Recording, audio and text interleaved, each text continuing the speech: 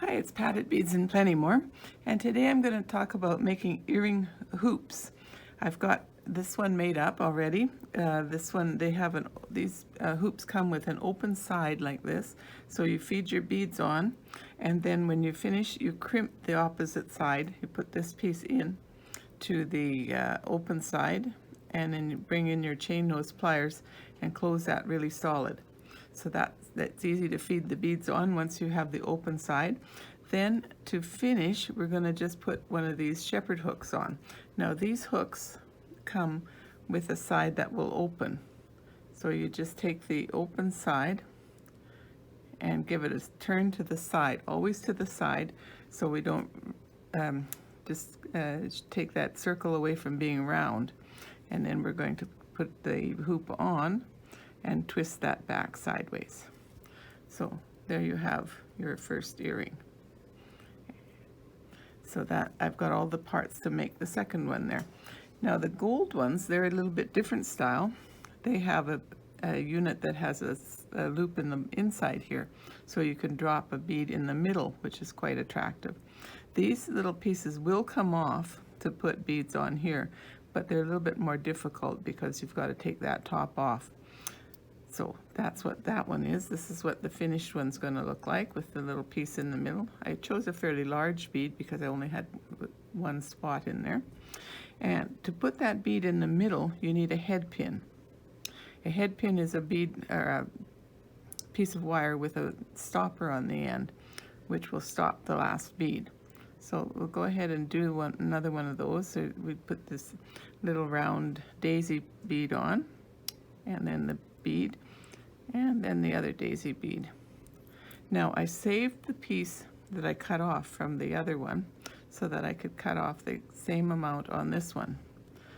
Line up. That way we get a little bit better chance of getting our circles to be the same. So I'm going to cut this at that spot there, which should give me enough to do my loop. Okay, so that piece is discarded, and then we're going to take this and very tightly with your fingers turn that over to the side like that. Then the round nose pliers come in, and these barrels are quite tapered, so I like to go a little ways up on them, not right at the tips, because I'll get too small of a circle if I go right at the tip. Get a hold of that and rotate it around till it's like a hook, and get a little bit further. Then we're going to hook it in to this little circle in the middle here.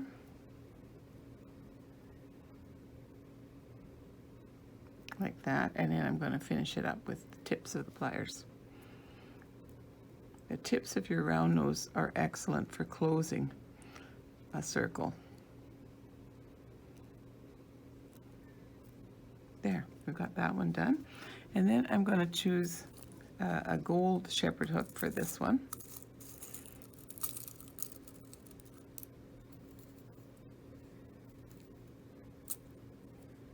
And again, these ones will open on the one side, so we will just give it a twist to the side and slip it on there. This part you probably want to be the front of your earring, so be careful when you're doing that. And turn the side back in. So simple to make hoop earrings. Now this other one I have, just I went for one more sample. I used some of these magnesite beads that are top drilled, and so because they're top drilled, they will hang down nicely from your hoop. And I put a couple of rice-shaped beads to tuck into it, and then this is going to get into the last piece here and be crimped down solid. And again, I'll put a shepherd hook on to tidy that, to finish that one off. Okay, well, I hope you have fun with your hoop earrings. I guess I didn't do one that I filled completely. That's another really nice look. If you fill your hoop up completely with beads, like a empty one like this, you fill it right all the way up with small beads. That looks really good too. So have fun making hoop earrings. Bye for now.